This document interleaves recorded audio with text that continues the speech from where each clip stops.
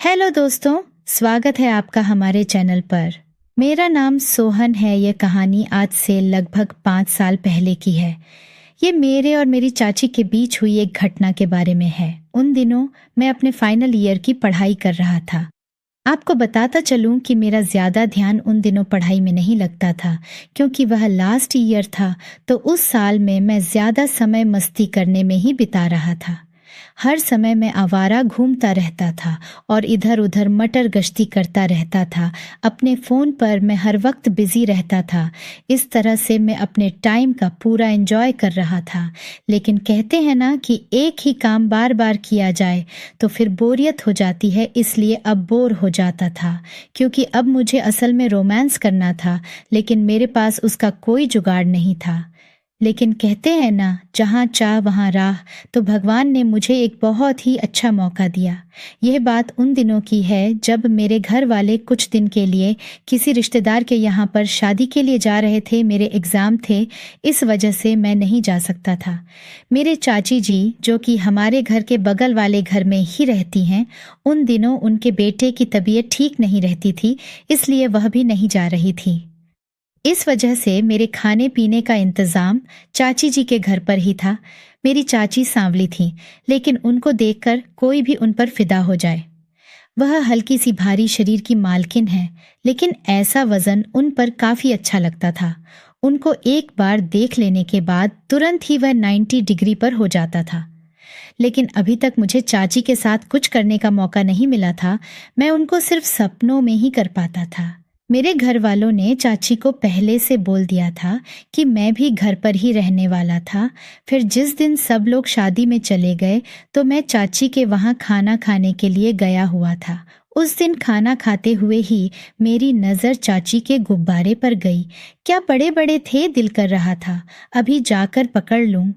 फिर अगले दिन सुबह चाची के यहाँ पर मैं नाश्ता करने के लिए गया तो चाची ने कहा, जब तक तुम्हारे घर वाले शादी अटेंड करके वापस नहीं आ जाते, तब तक तुम मेरे यहाँ पर ही सो जाया करो, क्योंकि मेरे बेटे की तबीयत ठीक नहीं रहती है और इस तरह से तुम्हारे यहाँ पर रहने से मेरी भी कुछ मदद हो जाया करेगी। मैं तो चाची की हर मदद करने के लिए तैयार था। इससे अच्छा मौका मेरे पास और कोई हो ही नहीं सकता था। चाची ने कहा, तुम्हारे यहाँ रहने से मुझे बार बार तुमको घर से बुलाना भी नहीं पड़ेगा, तो मुझे भी आसानी हो जाएगी। मैंने तुरंत हाँ कर दी थी। फिर मैं अपने कपड़े वगैरह लेकर चाची के पास ही चला आया। अगले दिन मुझे पेपर देने जाना था, तो उस दिन चाची सुबह से ही अपने काम में लगी हुई थी। मैं अपना एग्ज़ाम देने के लिए निकल गया। शाम को जब मैं घर लौटा तो देखा कि चाची जी सो रही थी। एक बार मन तो की जाकर चाची के गुब्बारों के साथ खेलूं, लेकिन फिर कुछ सोचकर मैं नहीं गया। फिर अगले दिन मुझे दूसरे पेपर की तैयारी करनी थी, तो मैं तैयारी करने के लिए बैठ गया। रात को चाची ने अपने बेटे को खाना खिलाकर सुला दिया। उसके बाद हम दोनों ने भी खाना खाया और मैं थोड़ी देर टीवी देखने लगा।